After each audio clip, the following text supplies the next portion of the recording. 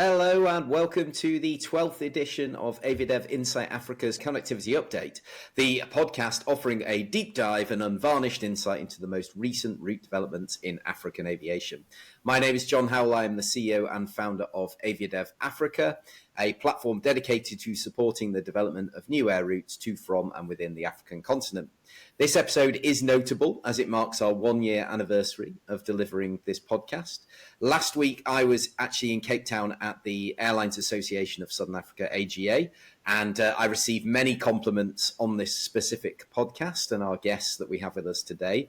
I think it's safe to assume that the industry is listening, even if they don't always like what they're hearing and they don't always want to comment on what they're hearing either. But privately in those corridors of power, I'm sure they are listening and they are whispering and they are taking it on as well.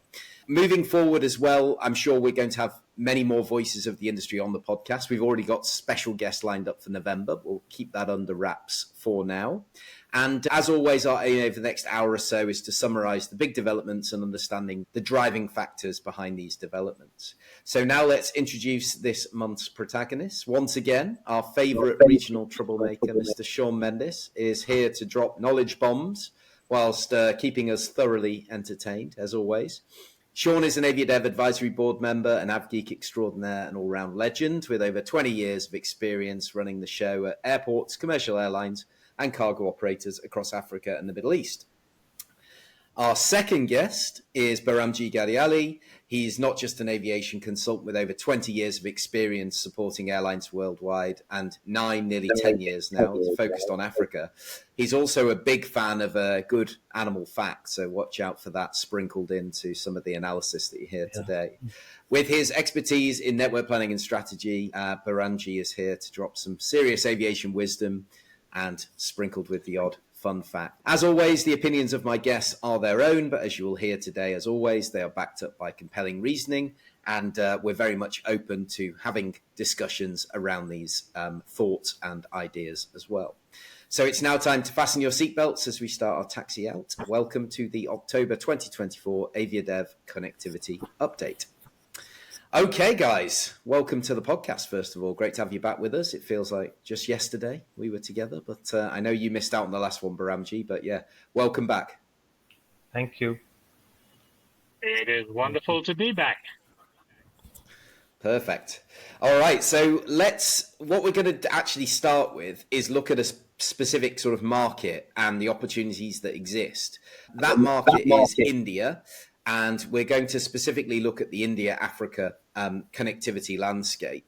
The conversation's driven by the announcement and launch by Indigo of Bengaluru to Mauritius starting November the 19th. They're going to serve the route 4 times a week. So I'd like to talk about that route specifically, but a bit more widely about the opportunities for the market, because it was something that, of course, came up in our recent podcast and our recent report with Airbus that Mumbai, Johannesburg is an unserved market, one of the largest ones. Behramjee, why don't you kick us off, and then Sean can fill in the gaps as our kind of resident Indian expert. With regards to Indigo's attempt to start Bangalore to Mauritius, from what I'm seeing initially from the point-to-point market size, it's very small. It's about 8,473 passengers point-to-point in the last 1 year. But that's not the main objective of this route. Bangalore is one of Indigo's mega hubs in India. So from a geographical point of view, it makes sense because via Bangalore, it will be connecting all of India to Mauritius. And also from Bangalore, it won't have any payload restrictions flying a 320 or even a 321 into Mauritius, whereas it could have from Delhi or Mumbai. This market can be easily stimulated further. Bangalore is not a tier 2 or a tier 3 city. It's a tier 1 city in India with a lot of middle class disposable wealth. And the people in Bangalore based out of there will definitely look forward to taking honeymoons or long weekends or Diwali holidays, etc. in the near future to Mauritius because it's a new market for them to explore. Yes, Mauritius is not a cheap place to go to, Thailand or Malaysia, but it has never catered to that market segment. It's always catered to the middle class, upper class, semi-luxury market segment, and that's what you see those type of passengers on the Indigo flight. You won't see low-skilled workers on that flight at all. Mauritius is also a very famous place for Indians for other reasons, which Sean will start laughing right now. It's one of the places where Indians park their money, so to say. It's one of their favored places where they park their money. And it's the same thing for South Africans, if I'm not mistaken.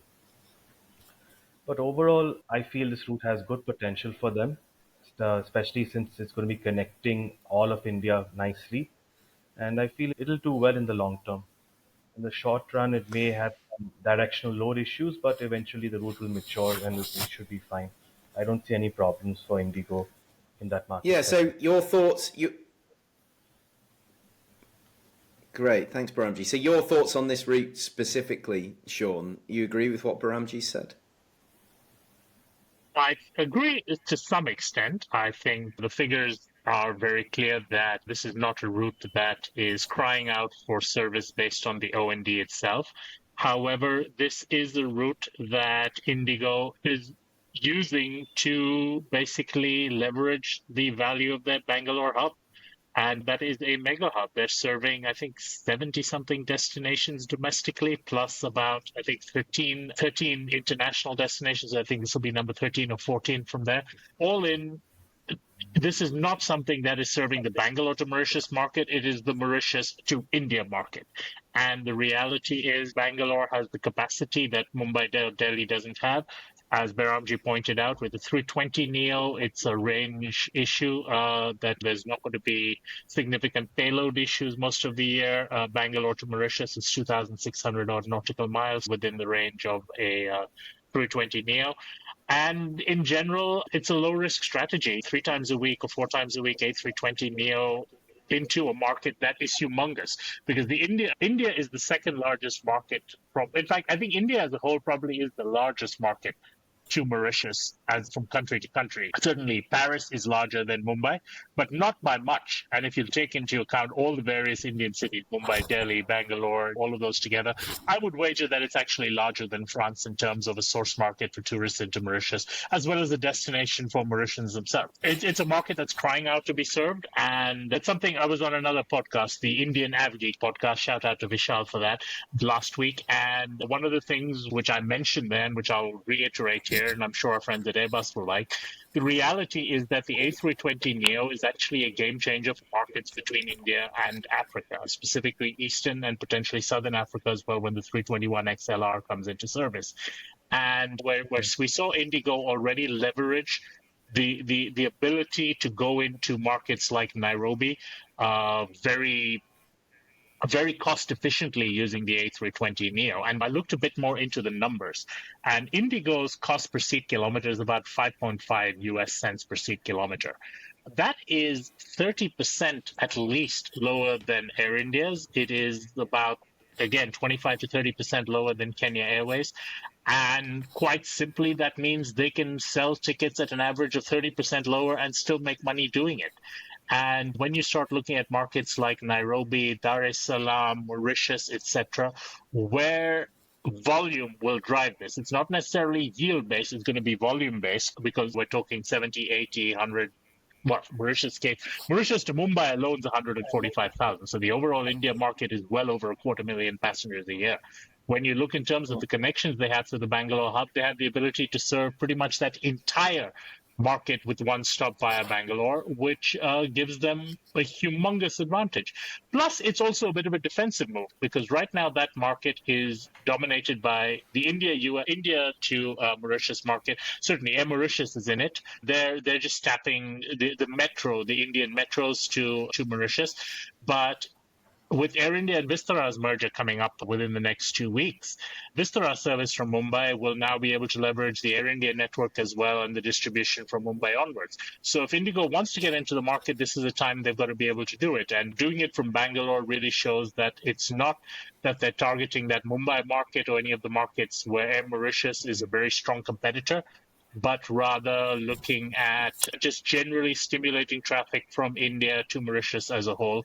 And I think that is it. It's not going to be as much even targeting the Mauritian market. It's going to be India to Mauritius and stimulate that as they have done with the Maldives, Thailand, and everywhere else that they go, IndiGo's power to do this is immense in the Indian market. And I think Mauritius will be the next, I won't say battleground, but definitely the next location to benefit from their choice to enter the market. And I think there's going to be other places in Africa within the next year to 2 years which will also see similar service.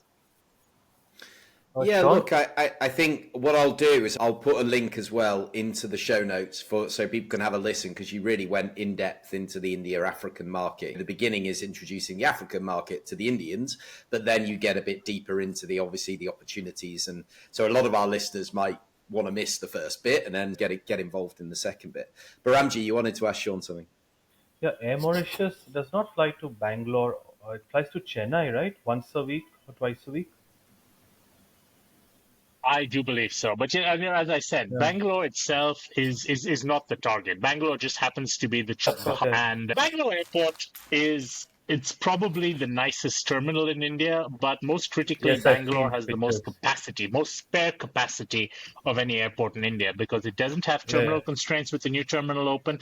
It has a new runway open, which means that there's no runway constraints. And the reality is, if an airline like IndiGo, in fact, we know this. Both IndiGo and Air India have committed to making Bangalore a hub simply because of the fact that it's got a good mix of decent yields, it's got a good mix of volume, of O&D volume, and most critically, it has a facility that permits a hub to grow, not necessarily infinitely, but grow within any sort of reality that they can envision within the next decade or thereabouts. I think it makes sense, but I think the choice of Bangalore over Mumbai or over one of the other gateways, certainly it also means that the 320neo can be used and it doesn't need a 321 necessarily.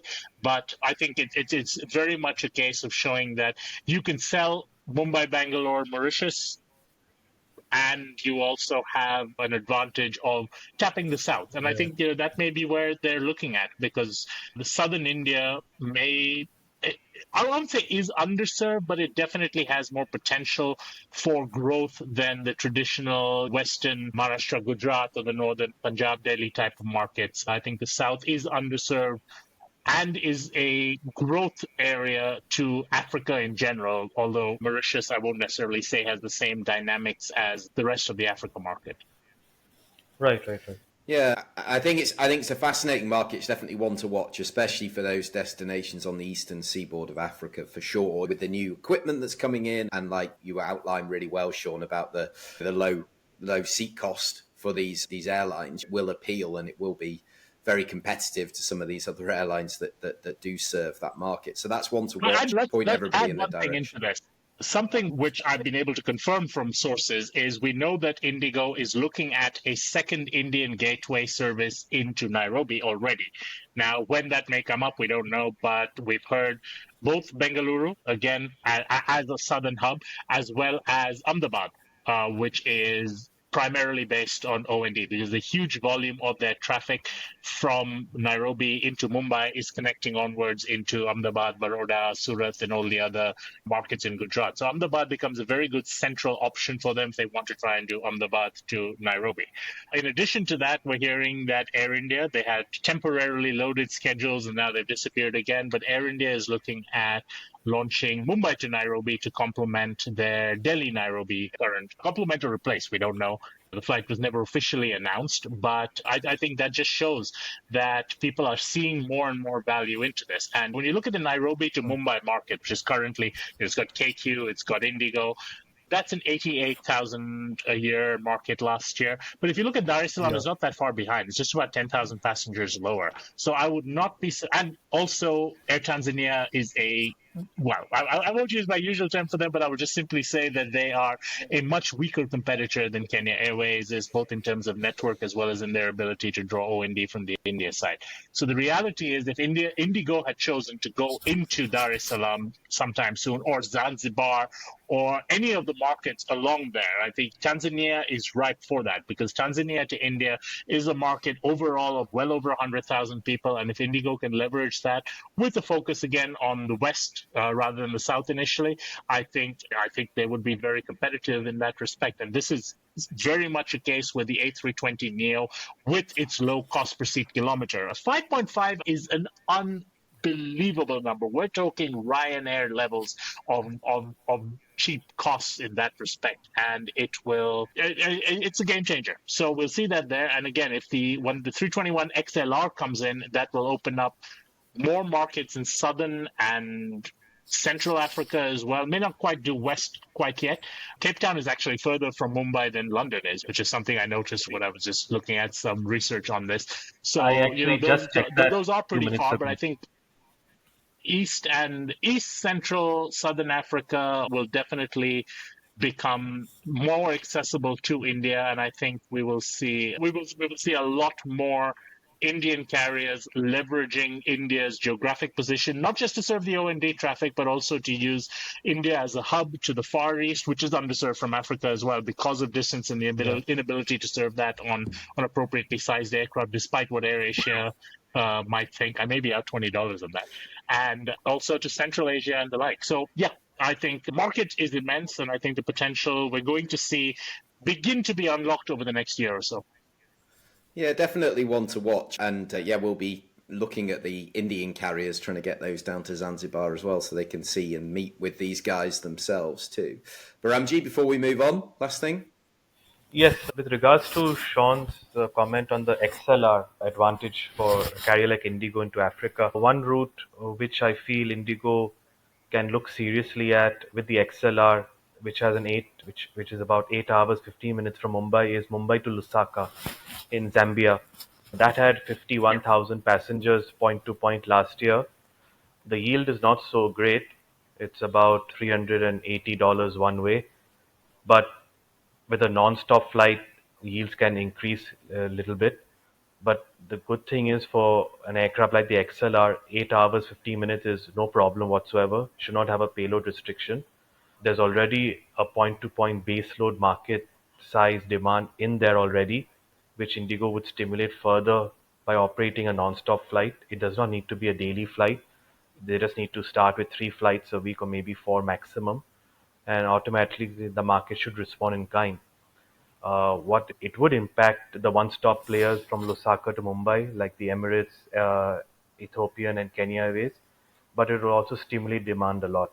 Lusaka has a lot of mining people coming in from India, traders, as well as they can unlock new tourism opportunities with their African safaris also coming out of there.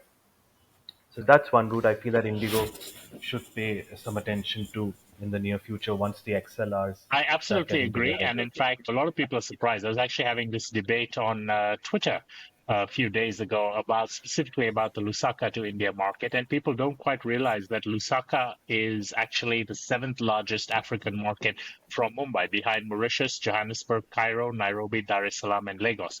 And it's not that far behind them. There's only 7 markets from Mumbai or from India in general that are above 50,000 passengers a year into O&D, and Lusaka is one of them. So definitely that is a market that was historically served by Air India, was served by Zambia Airways on their DC-10, and obviously that is too much lift to be viable. Not that African carriers really cared about viability back in those days, nor did Indian carriers for that matter, or did anyone really. But yeah, I think the 321 XLR definitely can do that. And it's incredible. When you look in terms of what the potential is for those markets, I wouldn't even just say it's Lusaka. I think you're looking at Lusaka, Harare, maybe Lilongwe, Lubumbashi. Hell, just draw an arc at about 3,500 nautical miles and just see which cities come in there. And the benefit Lusaka has, because the 321 XLR to Johannesburg has been a major thing. Mumbai, Johannesburg is the flavor of the month ever since Geert's report on the most top unserved markets from Africa, which is also the 2nd largest unserved market from India. When you look at it in that respect, both sides are chomping at the bit. But the unfortunate reality is, because of Johannesburg's altitude and because of Mumbai's location specifically, which has a long diversion alternate requirement, the reserve fuel requirements are such that Johannesburg to Mumbai is not going to be possible without a significant payload. So that market, it won't be a magic bullet. But something which multiple people have suggested is Durban at sea level is slightly closer to Mumbai, and at sea level doesn't have the same payload restrictions that has. Would someone like Indigo consider a Mumbai, Johannesburg, Durban, Mumbai triangle flight? I don't know. Johannesburg is 150,000 passengers a year, give or take. Durban is 1/10 of that, if anything. And it's not a humongous market. It's not a very profitable market historically, but it's got potential. And as I say, this is the 321 XLR throws up a lot of possibilities, and I think some of them will be trial and error. People will try them, and maybe some will click, some won't.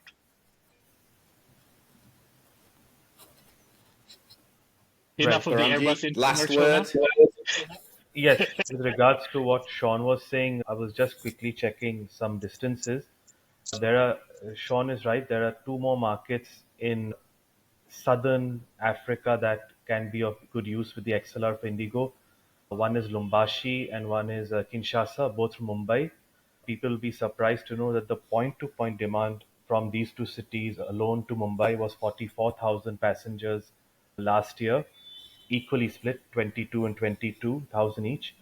But Lumbashi would be more easier to fly than Kinshasa. Lumbashi is exactly 8 hours block time from Mumbai, whereas Kinshasa is 9 hours and 10 minutes. So that might be a bit of a stretch on the XLR, considering the baggage that will be transported from India to Kinshasa. Lumbashi is a more safer city, more easier to do business, relatively. walk on the streets, relatively to Kinshasa. And actually the majority of the miners, the Indian miners in Congo are in Lumbashi, they're not in Kinshasa. Kinshasa has a more variety of different types of people, but the main miners from India, they're in Lumbashi. Hence why Mumbai Lumbashi alone is 20,000 plus point to point. Again, a perfectly suited 3 times a week market. Well, it's incredible. And you don't actually realize that. I was on a flight. I think I sent you some pictures, John, when I was in Lubumbashi a few months ago. But yeah, I was on a flight into Lubumbashi, and I was actually shocked to see that about half that flight was connecting on from India. And you don't quite recognize the volume of the India to Congo market, but that is coming up on 75, 80,000 passengers. When you look at all the points in DRC and all the points in India combined, that is a huge market. And again, with a good hub network at an Indian gateway, you can tap into that very easily. And it's, as I said, the potential, there's so many hidden gems in here for someone who's willing to go and dig into what the traffic flows are. And right now that's going mainly with Ethiopian and KQ, and they will take a bit of a hit from it. But I think KQ may be more vulnerable in the India market just simply because their cost base is where it is, and where, when you're looking at 8 and 9 cents versus 5.5, that just blows my mind. The numbers that Indigo can compete with are phenomenal. Plus lack of adequate. And we can talk about that, definitely. I think as well, it'd be quite nice to get Indigo on the podcast at some point and talk to them about Africa and whether they would spill their secrets, but we'll definitely try and get them to Zanzibar. I know we could talk about this all day, but we're 25 minutes in and we haven't moved on from part one. So we'll come back to it, I promise, because I think Behramjee had some more to say. But you mentioned Kinshasa, so let's go to Kinshasa. Airlink have announced that they're going to start service to Kinshasa, obviously in the DRC, 3 times a week from the 28th of March 2025 using an Embraer 190. Behramjee, you got some numbers for us on this one and some context, and then Sean can jump in. Sure. So Kinshasa to Johannesburg, point-to-point market is around 45,000 passengers per year.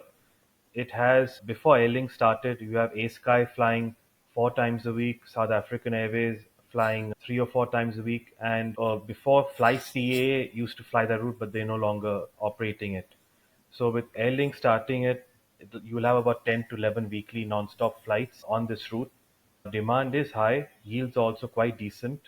I heard was that with Airlink's new partnership with Qatar Airways is also lobbying Airlink to look further into starting more Congo routes so that it can feed their Johannesburg and Cape Town flights better. This route, Airlink will be operating with an E90, and knowing the Congo market demographic, they love to carry a lot of baggage on the Johannesburg route. So when the flight is about 80-85% full, you expect baggage issues to be seen on Airlink's flights. South African Airways, they fly an A320 on the route. ASky flies a 737-800. I do feel that Airlink's entry will hurt ASky a little bit because ASky's timings also are not that attractive in both directions. But I don't see ASky suspending Kinshasa Johannesburg. But I would like to see ASky look at other opportunities such as Kinshasa to Cape Town, which is a market that can be easily stimulated, and they'll have a monopoly on this route. That is something just out of the box suggestion that I have in mind for them Well, to look into, like it. because eventually Airlink will increase frequencies. Airlink is not going to stick around to just flying 3 times a week forever. They have the right aircraft, low risk aircraft, E90. They can upgrade to an E95 in the future. So eventually this route from 3 will end up becoming 5 to 6 times a week within 2 years, and then daily. And then you'll start to see competitors like ASky getting slowly squeezed out with their 3 to 4 times a week frequency. Great. Sean?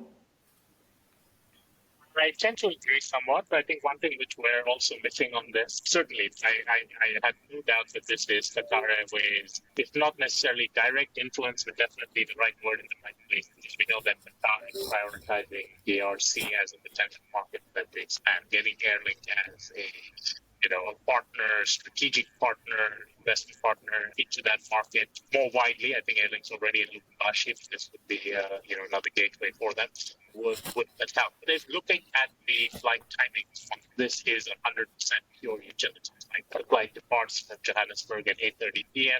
and the flies overnight. The aircraft is back at 5:30 a.m. It requires no additional aircraft, requires basically just a set of crew to operate an aircraft and be part of the flight at Johannesburg anyway. So this is, it just basically, it can cover your fuel costs, and I think this is the kind of expansion that makes sense because, historically, too many African airlines have not looked at sweating their assets to recover their ownership costs on this. And we've seen Ethiopian, who have been a big violator of that, because their banks have been developing their third bank and their aircraft utility phenomenally over the last years. We pointed that out pretty much in every episode we've done, and I'm sure we will later today when we discuss the Ethiopian line item on our agenda. But Airlink is doing that as well, and I think Airlink will see a number of other markets, which we will see similarly in this overnight bank, because Airlink's fleet basically comes to Johannesburg and goes to sleep at night, because you can't really fly domestic South Africa at 2 in the morning. But there's plenty of markets within range of Johannesburg where they could potentially be either doing overnights, night stops at those locations, with the night out, morning back, or overnight flight like Kinshasa, where you depart late night and they're doing Dar es Salaam similarly, where they fly that. I would expect maybe you'd see a Nairobi on that kind of thing soon, maybe an Entebbe again if they want to go back into that market. There's that arc again, that 3 hours, 3 to 4 hours to Johannesburg. It's perfect range for the Embraer 190, and it also gives the ability of adding these flights with pretty much just the need to break even in order to cover its operating costs while still providing a feed into the domestic and the rest of the regional network on the Johannesburg side of ways. Tremendous opportunity again, and Airlink is being very smart the way they're doing this. Sean, I forgot to mention, Air Cotewa also flies Kinshasa to Johannesburg, and I just checked the frequency on Amadeus. They're actually reducing flights from January onwards. It's become now twice a week only on an A319, that too. So we're already seeing That flight is the a effect. disaster. Yes, I know. It's a vanity route that they are playing with. I expect to actually see, from what I've heard from sources there, that it will be where they also put their A320-900 when it arrives, and where they can just burn more money. So, yeah, Air Cote d'Ivoire, another airline where I think we're just wasting oxygen discussing what makes sense for them to do, because that is right. Yeah. So, all right, fantastic. Let's now go to the east of Africa and let's talk about something that's been on the rumor mill. It's been in a bit further on from that, which is Uganda and Uganda Airlines, who are close to fully confirming Gatwick. They've got slots, is that right, Sean? What's the latest on Gatwick and Entebbe with Uganda Airlines?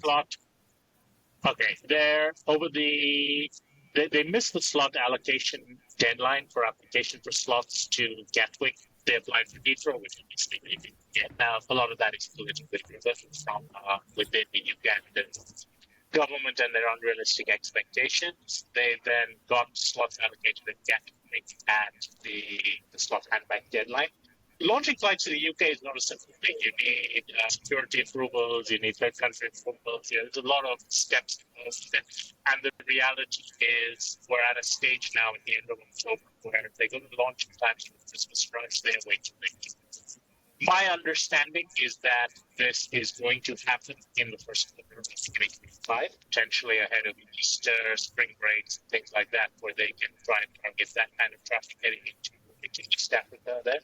But also critically, they're going to need to figure out how they're going to schedule these aircraft, because right now, looking at their schedule coming up for first quarter of next year, those 330s are going to be running Dubai, they're going to be running Mumbai, potentially Gatwick, and potentially Nigeria, because that A320, we don't know what's happening with it, and as far as I understand, that's still in the air. So what would happen now? That's not enough aircraft to be able to fly 3 Mumbais, 5 Dubais, 4 Gatwicks, and 3 Nigerias. They've gone from having the world's largest paperweights not doing anything to now being stretched for the wide body capacity. The Mumbai route is doing atrociously poorly. I mean, most of the routes are doing atrociously. Let's not give ourselves. But Mumbai especially, even when they're filling that plane halfway, it's with horrendously low loads. Maybe that'll be chopped. I genuinely, I don't know. I think politically they won't be allowed to do that. I think Dubai is the one place where they're really capturing O&D at decent deals and able to do that. But they spend a lot of money on that front premium cabin. It's a very fancy thing. And on average, I think they sell 0.26 flights. It's just there as a vanity, much like that entire aircraft. There's very little about it that makes commercial sense. And I think that as long as those A330s remain in Uganda Airlines' fleet, they are an albatross around the neck of that airline. And the airline will never be able to be successful as long as they continue to have those A330s. It's just the reality of it. That plane's economics are such that they can never make sense in the Uganda market. And as long as those aircraft remain, that airline will always be one step away from success. Yeah, I think that's, look, we've talked about the numbers before. I don't think we need to go on too much about this, and we'll take a watching brief on it. And I think we've had our conversation about this, Behramjee. But I wanted to bring you in, Behramjee, on a route that you know very well, which is a new long-haul intercontinental route, which was announced, which is United opening Washington-Dakar in May 2025. That will be United's first foray into Senegal. They're going to be flying 3 times a week, and they're going to be using a Boeing 767. So, as somebody who's worked in that market, Behramjee, what do you think of this? To be perfectly honest, I don't think this route will last more than a year, and I'll explain why. Speaking from personal experience with Air Senegal. Washington, North America to Dakar, the market is less than 110,000 passengers. The 2 big markets are JFK and Montreal. JFK is about 50,000 passengers. Montreal is about 33,000 passengers. Now, from JFK, Delta, as soon as United announced its intent, Delta announced a frequency increase into Dakar for winter 2024 and summer 2025. In winter, they're going for the peak period 5 times a week, and for summer 2025, they're doing 4 times a week on a permanent basis. They've got the New York market covered more or less. United from Washington, the point-to-point market is 11,000 passengers year-round, but the yields are very good. It's $1,086 one way without YQ for an 8-hour flight. So with YQ, you say it's about 1,300 approximately. However, the problem is not the yield. Just explain that. What's YQ? Just talk to it for the guys that aren't listening. YQ is basically a tax code referring to fuel surcharge that airlines charge. However, just to burst the bubble, it's the airline retains that revenue. It doesn't go to Right. pay any fuel expenses per se. So it's something similar to what I would say European business class. It's a very catchy way of Area-imposed marketing. surcharge is the official definition Yeah. of YQ. So it can be a fuel charge, a security charge, or whatever you want. But it's all Because revenue, right? we want to Yes, charge you but something, but not pay travel agent commissions. yes, that is very important, John. I'll give you a very scary example. When I was working in Canada in 2010, British Airways came out with a very interesting fare. $5 from Vancouver to Dubai. It was, I remember, round trip. But the YQ was over $1,000. The main logic behind that was to avoid paying the travel agent commission because travel agents don't get paid commission on YQ. They get paid commission on the base fare. On the fare. Yeah, that was a promo fare, but still, you could tell they were purposely doing that to sideline travel agents during that period. So that's just one example, but there are many more. Anyways, Great. Sorry, getting carry on. getting back to United to Dakar, Air Senegal's Washington flights. Yes, we had a lot of Dakar passengers, but not too much. We had a lot of passengers from Washington to Freetown and Banjul, especially Freetown. Those passengers United will not get because United has no onward interline or codeshare via Dakar to Freetown. Nor will the passengers buy two separate tickets to fly United to Dakar and then Air Senegal from Dakar to Freetown. That is one problem. Second problem is United will see high loads in the summer season, but on a directional basis. It won't be in both ways. The major problem they will face is in the low season from mid-September to early December, where the loads will be very low because they will not have the New York market to themselves because Delta will be flying that, and the S and Senegalese majority of them will prefer flying non-stop. They will not fly via Washington unless the fare is too low and too attractive for them to consider going via Washington. They will prefer a direct 8-hour flight. So, to be very honest, I would have preferred it if United flew to Abuja instead of Dakar. I feel personally that Abuja would have done much better for them. Much higher yields for sure. They could easily fill up the business class cabin year round on Abuja. Yes, Sean and I have had this discussion a few weeks before. He has his own opinion on Abuja, which is also correct, by the way. He'll talk about that in a few seconds. I know that. But the Abuja market from Washington and from the whole of USA is much bigger, much better yielding, much less competitive, and overall I feel it would have performed much, much better flying Washington Abuja instead of Washington Dakar. Yes, there is this perception within the US that Senegal tourism is on the rise, etc., etc. That is correct factually, but out of Western Europe, not out of USA. Senegal is still an expensive place for Americans to consider going on a holiday on. An average hotel in Dakar, which is of a four-star standard, is more than 200 euros a night. And that's an average. And getting, yes, US passengers get visa on arrival, but apart from having beaches and slave trade history, historical stuff to see, there's not that much. Ghana offers much more to the US traveler, and that's why you see Ghana US tourism has exploded ever since Obama visited Ghana in 2008. So I wish United the best on this route, but I don't see it lasting more than 1 year. And they should have chosen Abuja instead of Dhaka. Now Sean will give us his opinion. Go on, Sean. Yeah. What do you think to what you've heard? Okay.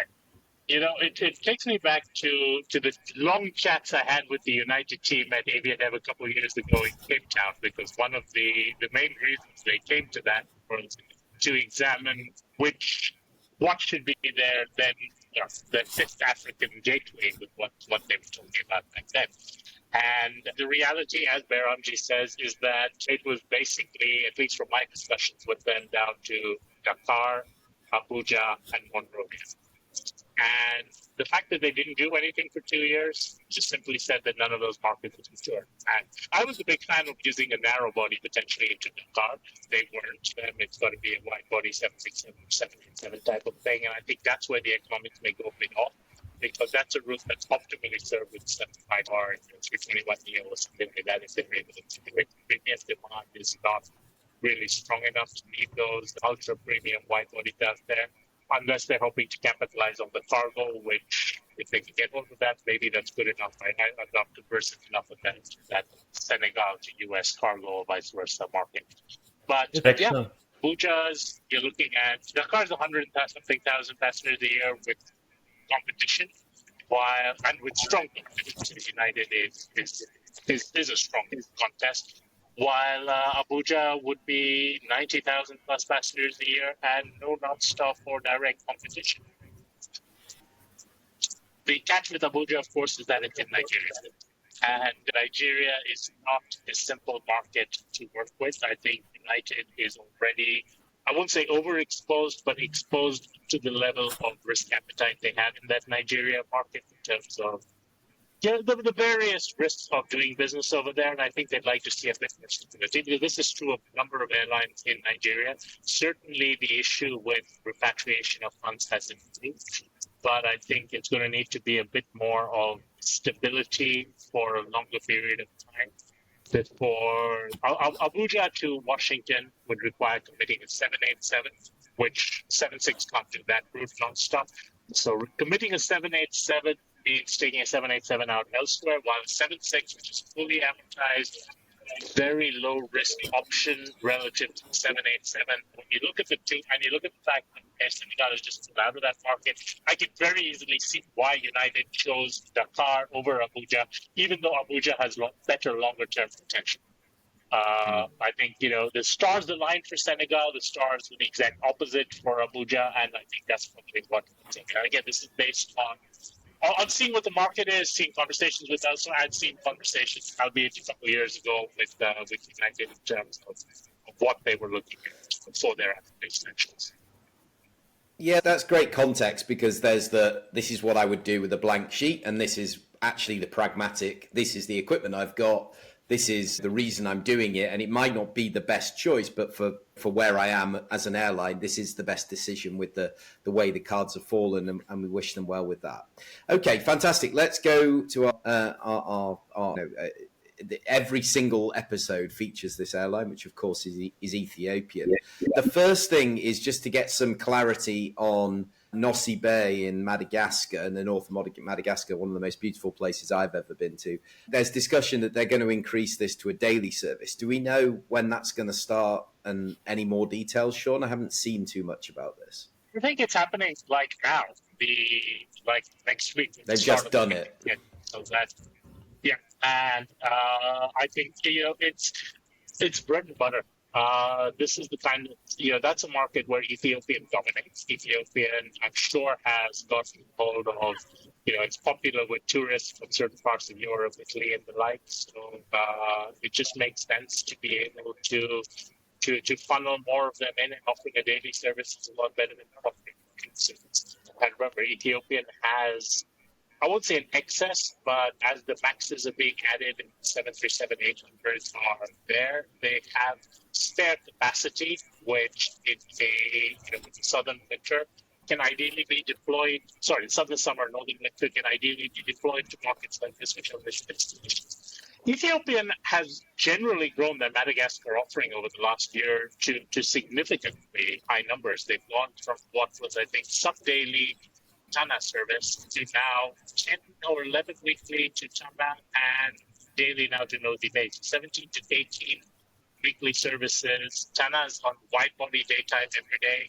and the overnight 7-3 as well as 7-3 into Nosy Be. Ethiopian is quietly, just like they do in many markets in Africa, building up their capacity under the radar, and it's solid. It's not like Nosy Be is a O&D destination for anything. It is a tourist destination, and it's primarily European tourists.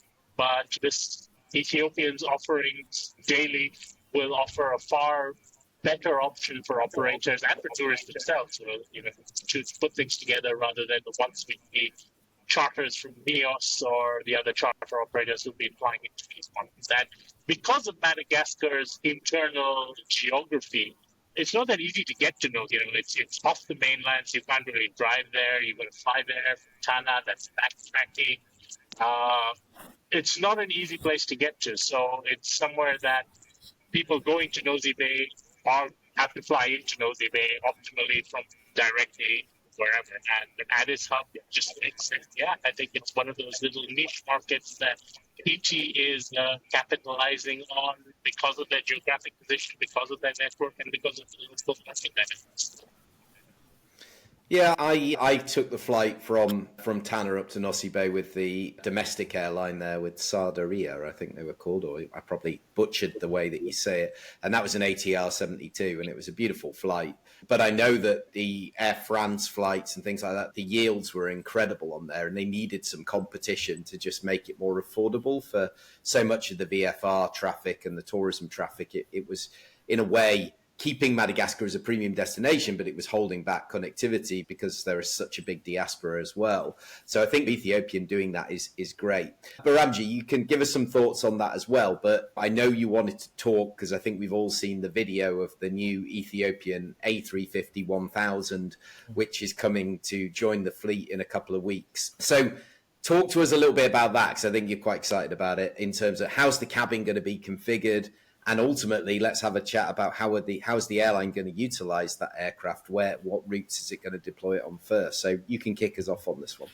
The Ethiopian A350-1000, they ordered 4 units. They've revealed their configuration of the cabin to be 46 business class with flat beds in a 1-2-1 configuration and 349 in economy, giving a total of 395 seats, which is actually quite good for a 350-1000. Unlike some other silly African carriers, they've not installed premium economy cabins, which is a smart thing because they don't see a market for that, and which is correct. Now, regarding to what routes they are going to be deployed on, from what we have seen, it's going to be Washington, Lagos, Accra, and London. Is there any other route I'm missing out on, Sean? No, but again, I'm skeptical that Washington would. So Washington obviously would have been the first choice route because of the high point-to-point demand. Plus, also they see a lot of good business class traffic on that route. That was a no-brainer. However, the aircraft, because of Ethiopian's Addis Abeba's hub altitude, this aircraft still cannot fly non-stop from Addis into North America. They can fly non-stop on the way back, but until the new airport opens up at a slightly lower altitude, then it could fly to the East Coast non-stop. But for the time being, until the new airport opens up, it won't be able to. I was surprised that Dubai was not part of the initial routes listed for this aircraft. But then again, with 46 business class seats, I don't see Dubai with their multiple, they fly 3 times a day to Dubai, so it's not really a requirement for them to use it on that route. But they get good business class loads on Washington, Lagos, and Accra. So for the time being, and also on Heathrow, they're using it on Heathrow as well. Heathrow is the flagship route for them in Europe because it basically feeds their entire network in East, Southern, Central Africa, as well as they get transit passengers to Indian subcontinent from Heathrow as well, especially in high season when other airlines are sold out. So once again, a very smart decision by them. I was very happy to see that the amount of seats that they have put on the 350-1000, they've not gone the ultra premium way by putting 340 or 350 seats. They've consolidated as many seats as possible on that aircraft. So that should help bring the operating cost per seat unit down as well on long haul flights. So overall, very good decision commercially once again by them. I hope to see them ordering more 350-1000s in the near future, especially considering now that Boeing has a lot of internal issues, as everybody's well aware of. Yeah, the big question then is when can you get them during the queue as much as anything else? Sean, I'm interested just to hear your thoughts on that, but one thing that sort of jumped out at me, and maybe super naive and we've all accepted it, but when I've been speaking to airlines, I've just put out a podcast today with the CCO of TAG Angola, and he's talking about the sweet spot being premium economy. right? So I'm just interested to know your thoughts on that class of travel. So obviously this 350-1000's got a lot of business and a lot of economy and nothing sitting in the middle. Is that uniquely African? Am I missing something here? That seems like a good idea. You're not. They are. They are. With all due respect to the new chief commercial officer at TAG doesn't exactly have a good track record of making the right commercial decisions. They're a train smash, and they think that premium economy is the sweet spot in Africa. The delusion. So everyone who's, it is. I'll just leave it at that. It's not. And I think ET is making a mistake as well. I think their LOPA here, and before you ask that, LOPA stands for layout of passenger accommodations, which basically means their seat configurations. And I think their LOPA is premium heavy. I think certainly there are niche markets where 46 business class seats could potentially be filled, Washington being one of the rare ones. But in general, the 350-1000, right now, Ethiopian needs larger gauge in some routes, Dubai, for example, where they struggle with capacity. Free flight today on wide bodies is simply not even enough in some days. And to have something where they had maybe a 30 business and an extra 25, 30 economy seats would probably have made a better choice for them. So I think it's indicated the fact that they've made this choice is that this aircraft is not going to be used on this aircraft being purchased not for its capacity as much as it has for its range. And I think what Behramjee mentioned is that the new airport that we showed to, when it eventually opens, and it won't be that much longer. We're talking by the time these 4 units, these 4 1000s are delivered, I expect that we'll see a follow-up with more options converted. And by the time the bulk of this fleet starts getting delivered, Bishop 2 will be opening or already open, and there will be the ability to invest in stuff. At that point of time, certainly the ability to fly those one-stop connections from pretty much anywhere in Africa to the US, major US gateways, which they're going to have seven North American gateways. It's going to be immense ability to fill the bridging gap. I think at that point of time, yes, it may make sense. I think this is an aircraft in the future, not an aircraft in the present, especially not in the current. But to add to what Behramjee said about that list there, as he said, there's 4 aircraft in this initial order. You listed 4 routes. Those routes require more than 1 aircraft per day to operate them. Some like Lagos and Accra are flying at the same time anyway, so you can't even do morning and evenings on that. From what I understand from sources within there, the aircraft will make its initial PR debut to Heathrow, so that will be a one-off at some point of time, replacing 5900. They will go up there, do the media fan trip, a few days of that, and I'm sure this played off.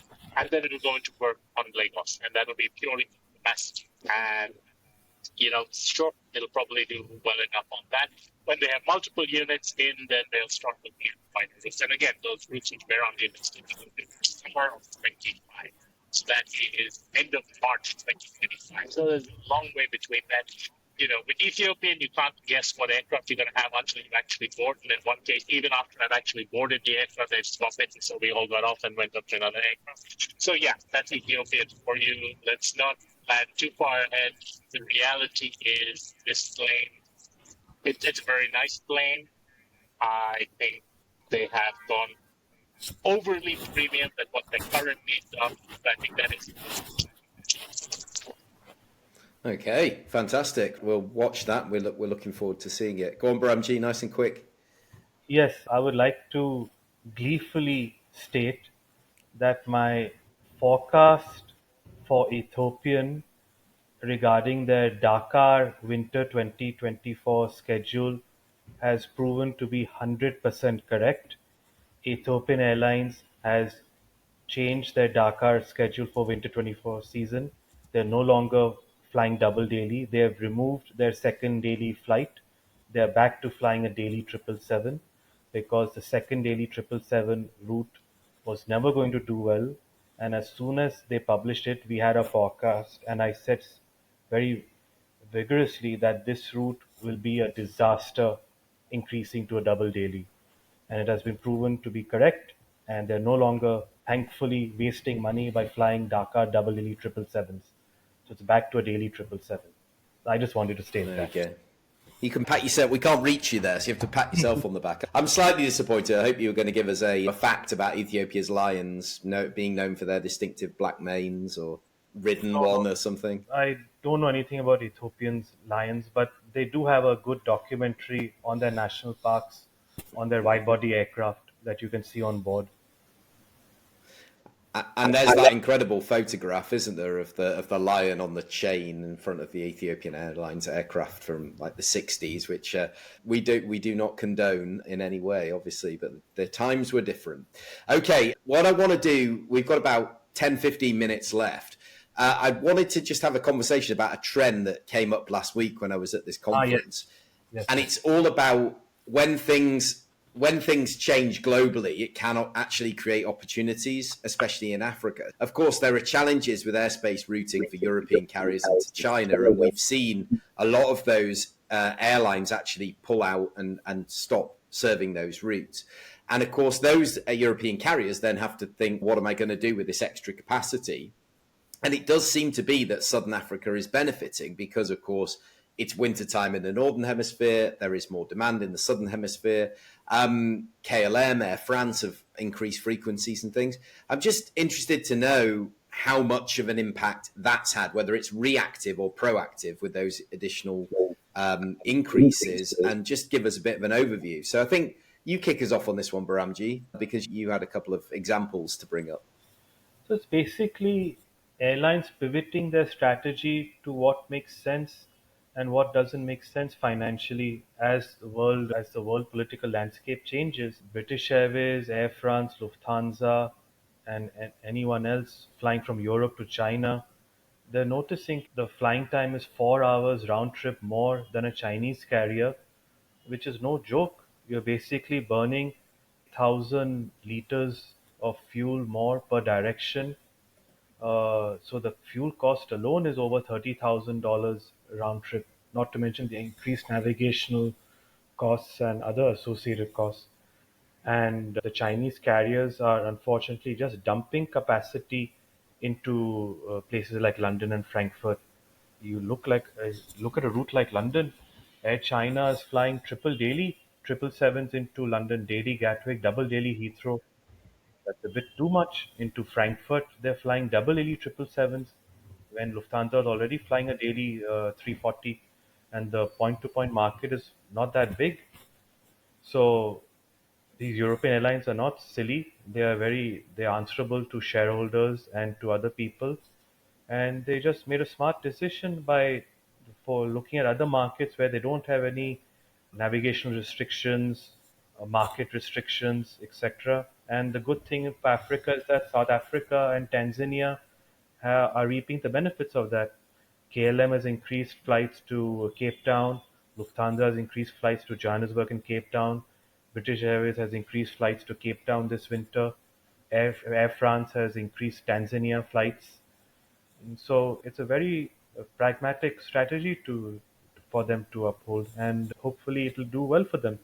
Plus, also the block time from Europe to South Africa is much lower compared to what they're currently experiencing on China. So nobody should be surprised. And what people don't seem to understand, the American carriers in the past, they used to blame the Middle East carriers for capacity dumping, fare dumping, but they've never said anything about the Chinese carriers. The Chinese carriers are actually more guilty. They very much have. Let's not go there. They've but not as aggressively. They object on a daily basis. But not as No, aggressively. because they're not really competition, and that's the main difference. The Middle East carriers were actually winning market share. The Chinese carriers weren't. The Chinese carriers are basket cases. They make African carriers look well run. No, but like if you remember, Sean, in pre-COVID days, you could get a ticket on any Chinese carrier from the West Coast to India for less than $900 round trip. They were selling West Coast to Bangkok for around $750, $800 round trip. It wasn't sustainable. It wasn't sustainable. Yes, I know. There were subsidies from the Chinese Yes, Chinese government at the central level, but from local Chinese authorities. I've sat with Chinese carriers and I've suggested you should do this over there, and they're like, no, we won't get subsidies for that. Their entire business model for an entire decade was based upon which stupid city of 357 people would be willing to offer me $10 million a year to fly a wide body to some, I don't know, vanity destination, be it London or Sydney or Brussels or Budapest or whatever, wherever restaurant to the mayor of that town and eaten at recently. So, yeah, I mean, there was a lot of stupid decisions made, and I think a lot of European airlines also expanded into secondary Chinese markets that they regretted exposing themselves significantly to that. And I think my views in terms of the political risk of operating in China are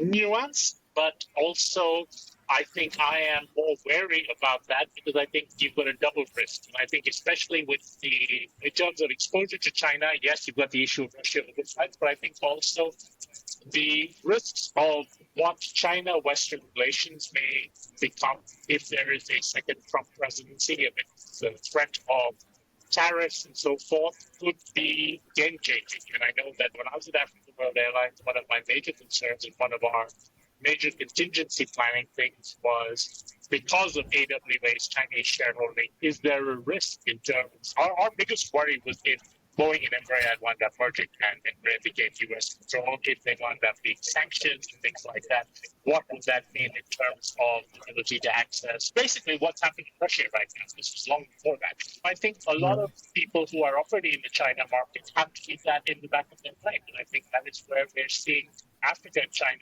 are worlds apart. They have good relations between them. And I think Africa is seen as a relatively safe for a change where your political risk, while there is political turmoil in many places, the risk of that resulting in widespread sanctions or geopolitical shift, and when you're balancing it and looking at it with risks, then I think Africa is relatively attractive in that respect. Yeah, look, I think you both covered it really well, and I think South Africa particularly is benefiting because, of course, SAA is not flying north; it's going west and it's going east, and therefore there's so much demand and capacity that is required in the southern hemisphere summer. Obviously, we have North Atlantic next week as well. I think it's next week that they'll launch to Cape Town too. So we'll watch that one. But again, another thing that's fascinating is its route development based on geopolitical factors elsewhere, rather than it being proactive. It's more the airlines reacting to some geopolitical issues, and I think that's a really interesting thing to bear in mind, because we speak to people all the time who say, "Hey, that airline would love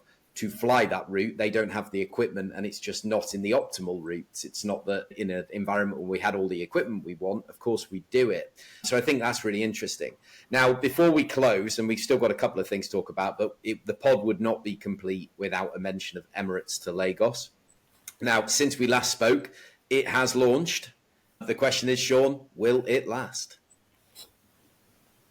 Will last as long as there is no significant changes in Nigerian government's policy in terms of repatriation of currency and Emirates' ability to pay players in hard currency.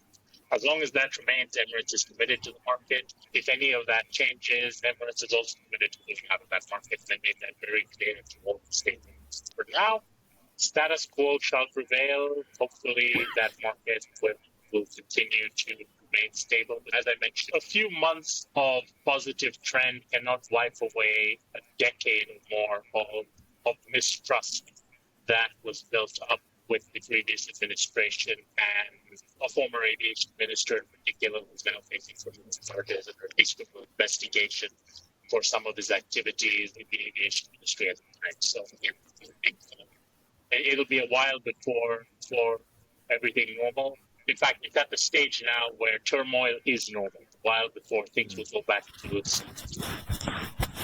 Yeah, we'll see. And Behramjee, I wanted to come to you on this one because you missed out commenting on the last. It was on our last one.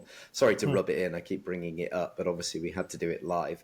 And that was Qantas. So Qantas obviously increasing from a Dreamliner up to an A380 on the Sydney-Joburg route. Now, since then, which is pretty obvious was going to happen, Airlink have signed a code share with Qantas. But the big question there, and I think we've talked about this when SAA launched as well, is Qantas to do Perth-Joburg. Like, your thoughts on this? And just generally, see, it must make sense for them to have this code share with Airlink, of course, with the network opportunities. Sure. So my thoughts on this are very simple. The market from Perth to Johannesburg, I don't feel is that big to warrant two carriers flying it. I would have preferred if Qantas took the initiative by launching Melbourne to Johannesburg instead, where there is already a set point-to-point baseload demand for them to tap into, and they would get transit traffic beyond Melbourne to other parts of Australia. From Perth, they have already SAA to deal with, so and the market is not that big. It's less than last year. If I see, the market size was only 39,000 passengers. So unless they envision SA suspending the route once they mature themselves flying Perth Johannesburg, that's a different story altogether. But two airlines flying a route which has less than 50,000 passengers a year, Qantas would fly minimum 4 times a week, Perth to Johannesburg. Yes, the Airlink codeshare would help definitely to get more feed into interior South Africa and the Southern African region. But they've upgraded the Sydney Johannesburg route to an A380 from a 787. That's basically doubling the capacity. So it's catering to a wide variety of Aussie and New Zealand bound traffic. Personally speaking, I would have preferred if they did Melbourne Johannesburg, mainly because they would have monopoly on that route. I don't see two airlines surviving on Perth to Johannesburg because of what the market size data shows. Okay. So, And Sean, you were shaking your head because, yeah. I think Behramjee significantly underestimates the draw of Perth to Southern Africa relative to Dakar. I think on an OND basis, and I think in a general, wider regional basis, the ties to Perth, both mining ties as well as the BFR in terms of first generation immigrants to that area are much stronger foot than Southern Africa.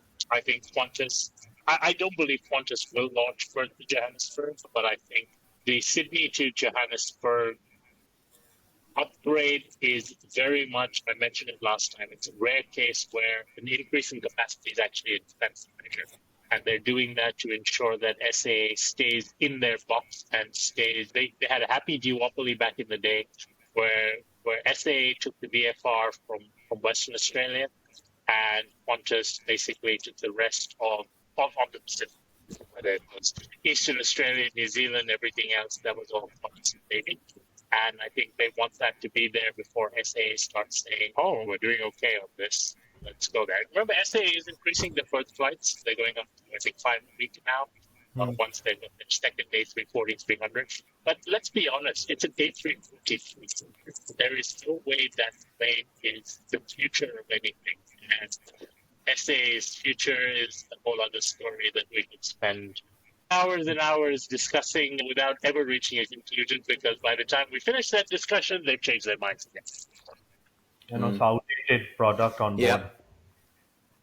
Of course, yeah. There's so many things to think about, and yeah, there were some interesting conversations last week. The CEO and the CCO and the whole team were at the event as well. So I'll fill you in offline on that one. But is there anything I've missed, or anything you guys wanted to bring up before we close today's podcast and the podcast for October? Let me see the I think agenda. we've done an hour and 15, so well done, everyone. You get a medal for sticking with us for this long. So yeah, that is all good. Happy, Behramjee? No, there's nothing that we've not covered that has happened in the last month or two. Covered all the topics. The only thing, we didn't cover Singapore Airlines permanently increasing Johannesburg because their frequency increase is extended into summer 2025. So in summer 2025, they will be flying 10 times a week into Johannesburg instead of daily, using a 350. So that route has done relatively well for I think them. it's a good follow-up on that discussion of the Australian market, because that is exactly what this is tapping into. And it's driven by everybody else trying to get in there, and Singapore Airlines need to protect their market share, because anything outside of Perth and Sydney, Singapore Airlines is competitive with it, both in the lapse time, the products, and everything else. If you're going to an Adelaide, you're going to anywhere, any city other than Perth or Sydney, is a realistic option. And Adelaide in particular is somewhere that there's a whole lot of South Africans as well. Perth and Adelaide are surprisingly large concentrations of South Africans relative to the general population in those places. So yeah, I think what we're seeing is very much a case of SQ protecting their Australian and New Zealand market, because those are really where the growth has been from Southern Africa and where there is such a large concentration of first generation immigrants. Yes, but Yeah, also and I'll I be feel, flying with Singapore to Perth for Christmas this year. Yeah, that will be my route. Yeah, but I my also sister feel lives there, so I'll be going there. Go on, Behramjee. I also feel because of Singapore's geographical location, uh, connecting Africa to Southeast Asia, because basically Singapore is the first city in Southeast Asia that you would have to overfly to via geographically to get into all parts of Southeast Asia. So the geographical location of the Singapore hub also plays into the fact that they don't want to lose market share to Emirates, Etihad, Qatar out of Johannesburg via the Middle East into China, Japan, South Korea, and all other parts of Southeast Asia as well, because it is faster to fly via Singapore, and it's also more logical. So I would say not only Australia, but also to consolidate their own Southeast Asia market share, because AirAsia X is starting Nairobi. They had plans for South Africa, but I don't think those will materialize at all. But it's basically sending a signal that they are focusing on the Asia to Johannesburg market against both Qantas and the Middle East carriers. And they're not going to give it up that easily. Hence the 10 weekly. Yeah, absolutely. And they got a good reputation and a good product and all the rest of it as well, which does Plus definitely help too. cargo will be filled up in the belly easily. Belly cargo will be filled up both ways. Yes, exactly. So, yeah, a very lucrative route. So, I think what I'd like to say to everybody out there for listening is, number one, this is the most popular form of the podcast, which is great. And it's testament to these guys and the other guests that we've had bringing their knowledge and their insight. If there's a specific sort of market you'd like us to talk about or a specific trend you'd like us to talk about, do get in touch with us and let us know. I'll put a link, of course, as always, in the show notes to the LinkedIn profiles of the guys. You can always reach out to me as well. And yeah, if you did enjoy the conversation, we're hoping we're bringing something different to what else is out there in the market, something more conversational, a bit more insightful. So yeah, do share it with somebody in your network that you think would be interested. We know that we're not for everybody, right? We're not talking about Premier League football or politics in America or whatever it may be. But for those who are interested, hopefully this has become a valuable resource. Thank you so much for listening and spending the last hour and 20 minutes with us. We'll be back for the next episode in November with a very special guest. And yeah, I just want to say thanks to Sean and Behramjee for all that they do with the preparation. And we'll see you soon. Take care. Bye-bye. Bye. See you next month.